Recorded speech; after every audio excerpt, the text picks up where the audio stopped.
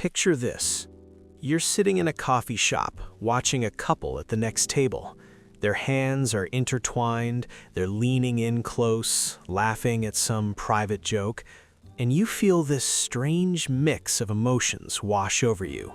Not quite envy, not quite sadness, more like curiosity mixed with a quiet ache.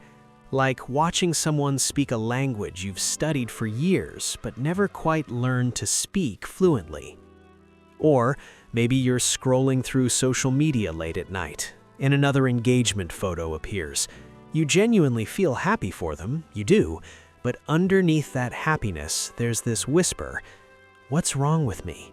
Why hasn't this happened yet?" And then, almost immediately, you feel guilty for even thinking that way. There's this particular kind of loneliness that comes with being the witness instead of the participant. It's sitting at dinner with friends while they swap relationship stories, and you contribute by asking questions, offering advice, being the supportive listener, because that's the role you know. It's lying awake at night, running through past dates in your mind like crime scene evidence, searching for the moment you were supposed to feel something but didn't. And here's the thing that eats at you most. You've tried. You've really tried. You've given people chances. You've gone on second dates, third dates. You've kissed people hoping the spark would ignite. You've analyzed your own heart like it's a puzzle you can't quite solve. Maybe if I just relax more. Maybe if I stop overthinking. Maybe if I lower my walls. But nothing shifts. Your heart stays quiet, observant, safe behind its glass. If that's you, I want you to know something right from the start. You're not broken. You're not cold. You're not missing some essential piece of your humanity. There's actually something really beautiful happening here. And today, I just want to sit with that for a while. So let's talk about what it's really like.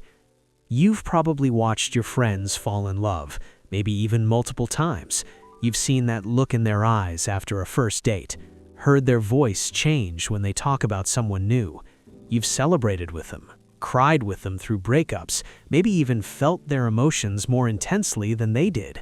But you're always experiencing it secondhand. Like you're fluent in the language of love, you understand every word, every gesture, but you've never actually spoken it yourself. And there's this loneliness that comes with that. Not the loud, aching kind, more like a quiet background hum, a sense of being left on the platform while everyone else boards the train. You start to wonder, when is it my turn? Am I even capable of this? Here's what I've learned, both from research and from conversations with people who experience this. It's not about capability. It's about how your heart processes connection. And that process is different for different people. Let me explain what I mean. If you've spent most of your life observing love rather than living it, there's usually a deeper reason. You're not passive, you're not detached. In fact, it's often the opposite. You feel too much. Psychologists talk about highly sensitive people, or HSPs. If you're wired this way, your nervous system picks up on emotional frequencies that other people miss entirely. When a friend tells you about a fight with their partner, you don't just understand it intellectually, you feel it. The tension settles into your chest, the sadness becomes your sadness. This means you've absorbed countless love stories, not as entertainment, but as lived experience. You felt the pattern. The initial excitement, the slow reveal of incompatibilities, the arguments, the endings. Your brain has run thousands of simulations. So when you meet someone new, part of you is already anticipating the whole arc. Not because you're pessimistic, but because you felt it all before, just through other people. Your system asks, do I really want to put myself through this? Do I want to live this, not just witness it? That's not fear of love, that's self-preservation, born from deep empathy. And here's the thing about hearts like yours. They don't open quickly. They open when they feel safe. Most people experience attraction first, that spark, that pull, and then they build emotional connection afterward. For you, it works in reverse.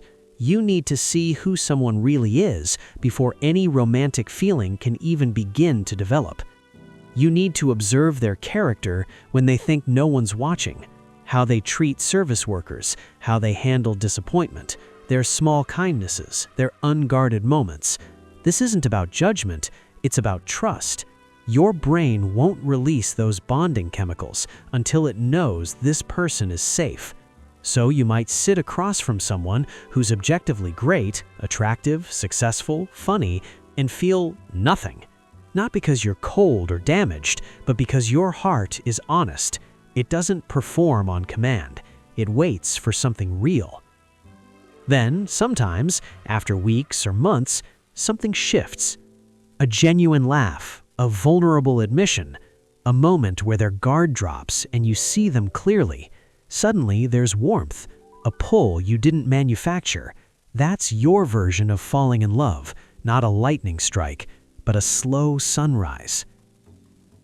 The challenge is that modern dating culture isn't built for this. It rewards quick decisions, instant chemistry, snap judgments based on photos and 30-second conversations. Your feelings need time to develop, space to unfold, so you get labeled as indecisive, overly picky, impossible to please. But you're not slow, you're selective. There's a difference. Now, about those high standards everyone keeps mentioning. I'm sure you've heard it. You're too picky. Your expectations are unrealistic. You need to give people more of a chance. But let me offer a different perspective. Those high standards, they're often not about perfection, they're about protection. When you love deeply and slowly, vulnerability isn't just uncomfortable, it's terrifying. If you choose wrong, if you invest your whole heart in the wrong person, you don't just bounce back, you shatter. So your brain builds walls, but it disguises them as preferences. Maybe you're waiting for someone who's emotionally perfect, zero baggage, endless patience, never triggered or difficult. But no real person exists in that form, so no one gets close enough to hurt you. Or maybe you're waiting for someone who just gets you without explanation. No miscommunications, no need for difficult conversations. But real love isn't compatibility, it's conflict avoidance. Or perhaps you're waiting for love so smooth it never challenges you, never requires hard talks or growth. But real love isn't always easy, it's just safe enough to handle the hard parts together. Your standards aren't wrong, they're just scared. And that's okay. It makes sense. And then there's the social pressure, the timeline everyone else seems to be following. Your friends are getting engaged, baby showers keep appearing on your calendar, family gatherings come with those well-meaning but exhausting questions. So, anyone special? Social media is an endless scroll of engagement rings and anniversary posts. It creates this narrative.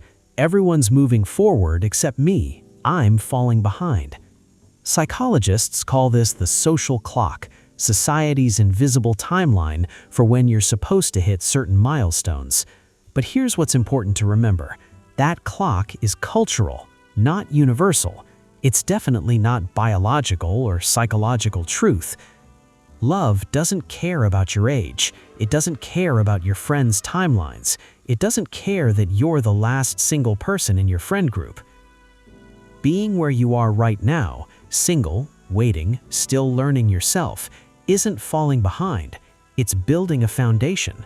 While other people rushed into relationships to avoid loneliness or meet expectations, you've been forced to sit with yourself, to understand your patterns, your needs, your boundaries, to grow alone. That's not delay. That's preparation. And here's something I really want you to hear. There is genuine strength in a heart that hasn't been in love yet. While many people spend their 20s or 30s giving pieces of themselves to relationships that weren't quite right, getting hurt, building up scar tissue, losing trust in the process, you've been doing something different. Your heart hasn't been stretched thin across multiple people. It hasn't been drained or hardened. It's been filling up with depth, with self-awareness, with clarity about what you actually need. You're not late, you're reserved. And when someone finally earns their way into that carefully guarded space, after all this waiting, all this self-protection, you won't love halfway. You won't love cautiously or with one foot out the door. You'll love fully, deeply, like coming home. It won't be a chase or a game. It'll be recognition, the kind of love that feels calm and steady and real. So if you're still waiting, I want you to know you're not behind. You're not missing out. You're not too much or too picky or incapable. You're blooming on your own timeline. And when love shows up, not forced, not rushed, not performed, it'll feel different than what you've seen in other people's stories. It'll feel quieter, deeper, more grounded. It'll feel like home.